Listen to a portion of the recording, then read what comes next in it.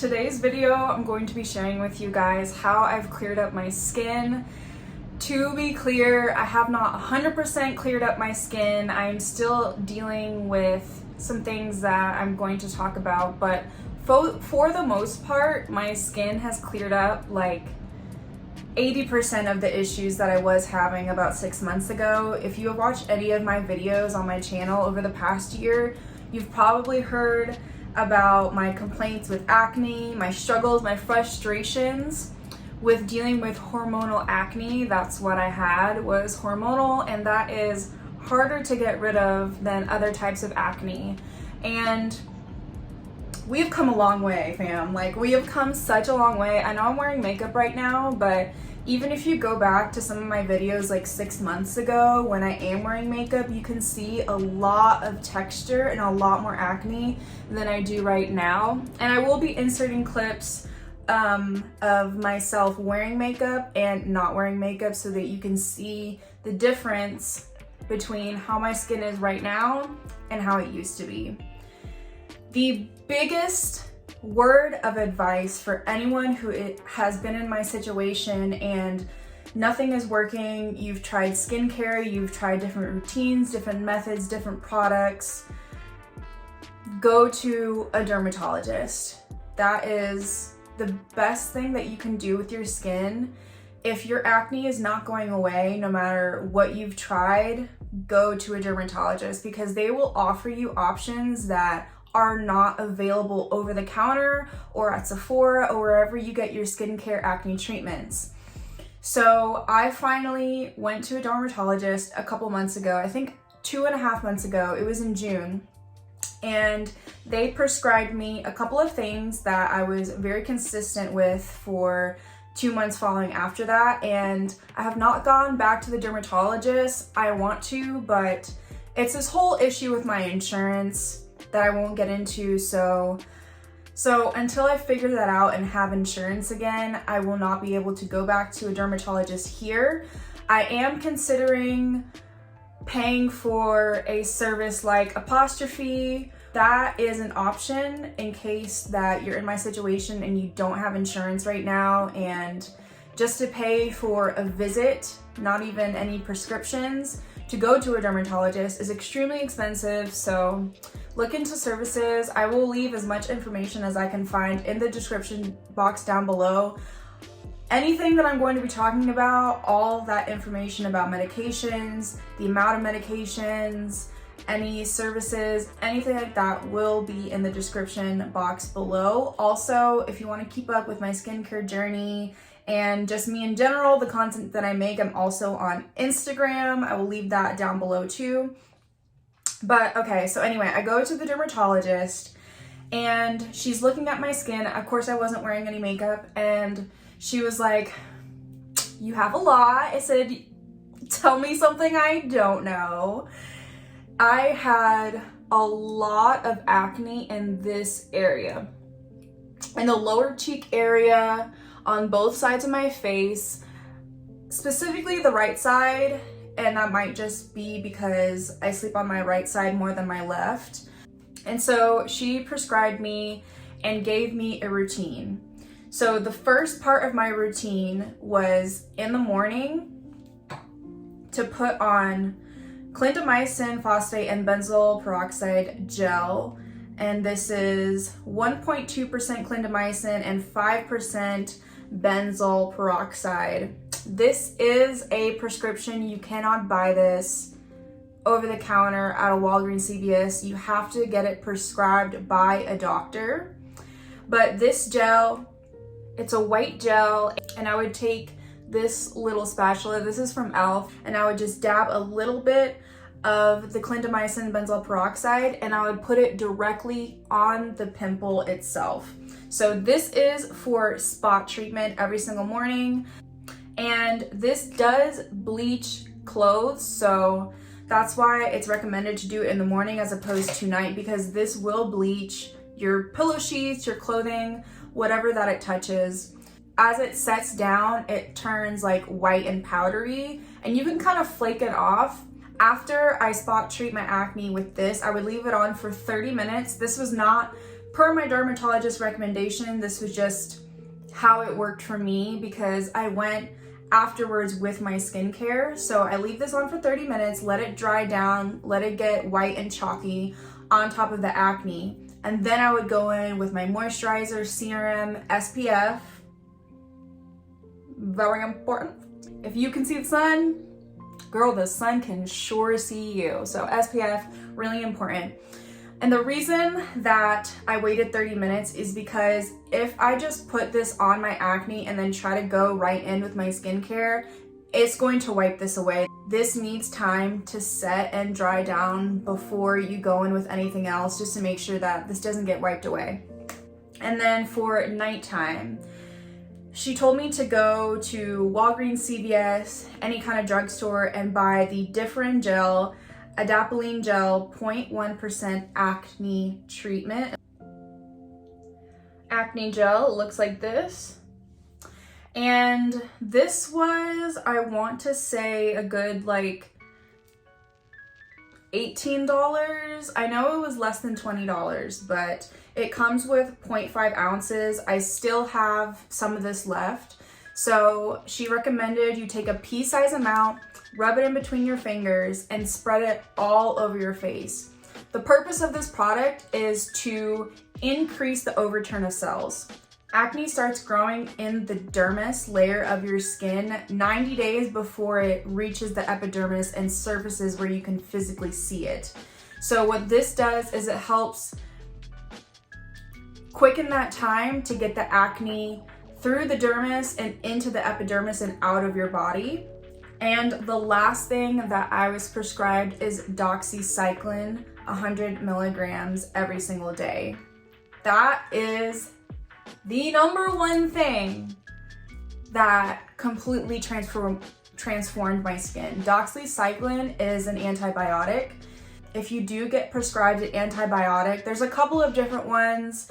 I also recommend that you take a probiotic. I take the Ollie Gummy probiotics, and this comes with 50 gummies, and you take 2 every single day. And this was about $16, and I really like these. I've tried some other probiotics, but this one is my favorite. They taste really good, and I do notice, especially with how my tummy's feeling, these are really helpful because what the antibiotic does is it's supposed to kill bacteria. It doesn't differentiate, so it can kill a lot of good bacteria, especially in your gut. Doxycycline was really what got rid of everything.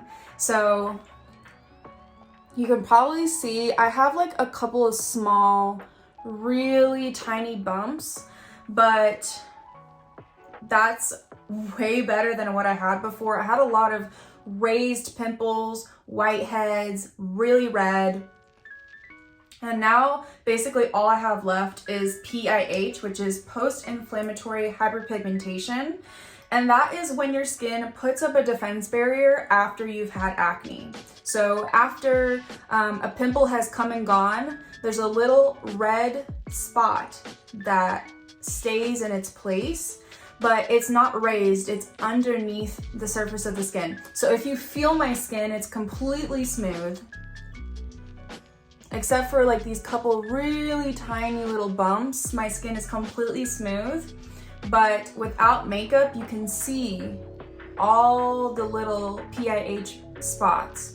I don't have like active acne anymore. Like I might have like one here, but I'm just really pleased with the results. So other than going to a dermatologist, this is what I recommend as far as skincare routines or just good habits if you deal with acne. Number 1, your diet. Unfortunately, yes, your diet does affect your skin. It can contribute to acne, high sugar, high sodium, dairy. I am dairy free, I'm plant-based, so I don't have to deal with that, but I love me a donut. I love me a can of real Pepsi with the real sugar, a Mexican Coke, like, I get it. I love me some French fries. I love me some potato chips. But that is going to cause acne. So Just putting that out there. I know it's hard, but your diet, those 3 things are the biggest one. Second, please do not take your phone into the bathroom with you. Yes, please do not take your phone into the bathroom with you. Please don't flush with the lid up. Every microbiologist like cringes every single time a person flushes with the toilet seat up. Like, please close the toilet seat when you're flushing. Do not bring your phone into the bathroom with you. It's next. Double cleanse. And what I mean by this is if you wear makeup, go in with a cleansing balm. Do not use makeup wipes, please. It's 2022. It's not 2010. We do not need to be using the Neutrogena makeup wipes in the blue package. Not the Equate ones, no makeup wipes. They're horrible for the environment and they have a lot of alcohol, which is not good for your skin. Yeah, side note, don't put toothpaste or alcohol, anything weird like that on your face. It's not meant to go there. So if you wear makeup, go in with a cleansing balm, really work it in, be very gentle. The skin on your lips and underneath and around your eyes are the thinnest on your body, and those eventually are going to wrinkle. So the best that you can do to be very gentle, especially when you're taking your mascara off or your lashes off. Don't go rubbing in and all this circular motions. Just take the cleansing balm, oil, whatever it is, and just hold it here. Just let the oil do its work and melt everything away, and be very gentle and use warm water, not hot water, warm water to melt it off, and then go in with a cleanser. If you guys want to see the actual products I use, in what order and everything for my skincare routine, like this video, leave a comment, tell me on social media so that I know that you guys want to see that, because I would love to share with you. The skincare that I use is really good. And so cleansing balm, go in with a cleanser. I'm extra, so I triple cleanse, and I also go in with a micellar water after the cleanser. After I've dried my face, I take in micellar water either just on my hands or on my face towel, and I just pat, pat, pat, and don't rub, just pat, pat, pat all around. Don't forget the neck, because dirt, makeup, sweat, all gets down here as well.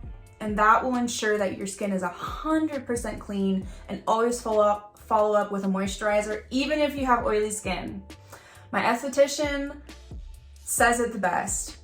When you have a pimple, the way that the sebum and all the bacteria and grossness leaves the pimple and exits your body is through moisture. So let's pretend that our pimple is like the beginning of a slide. We want to get all of that whitehead, the sebum, the bacteria out of here.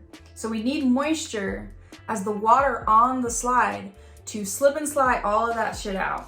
If we're drying our acne constantly, there's no slip and slide. It's not moving anywhere. So moisture, moisture, moisture, moisture.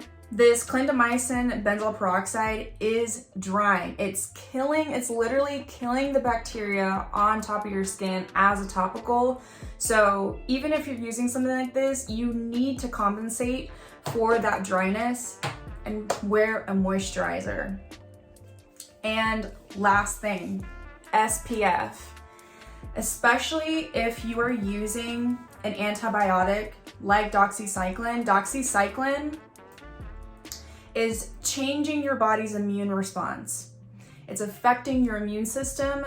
Therefore, if you're going out into the sun and you're using doxycycline or some kind of antibiotic, you could get sunspots, extra sensitivity to sunlight. So SPF, SPF, SPF is so important.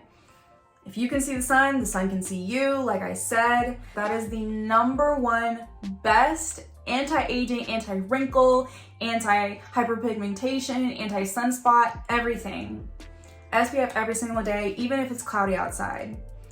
Because as your acne is healing, even if you're not on any kind of medicine, If you have healing acne and you go out into the sun and you're not wearing SPF, you're causing that spot to darken. All of that being said, go to a dermatologist, whether it's someone in your local area or if you're using an online service like Apostrophe, go to a dermatologist. That is the best way, the most effective way to get rid of hormonal acne. Nothing you can buy at Sephora or at Walgreens is going to fix it. You need to go to a doctor so they can prescribe you medication. The medicine, it works. It's there for a reason. So I hope that was helpful. And like I said, if you want to see my skincare routine, the products that I use, the methods, the techniques, morning and night, like this video, leave me a comment. And I'm sending you guys so much love and light. And I will see you in the next one. Bye.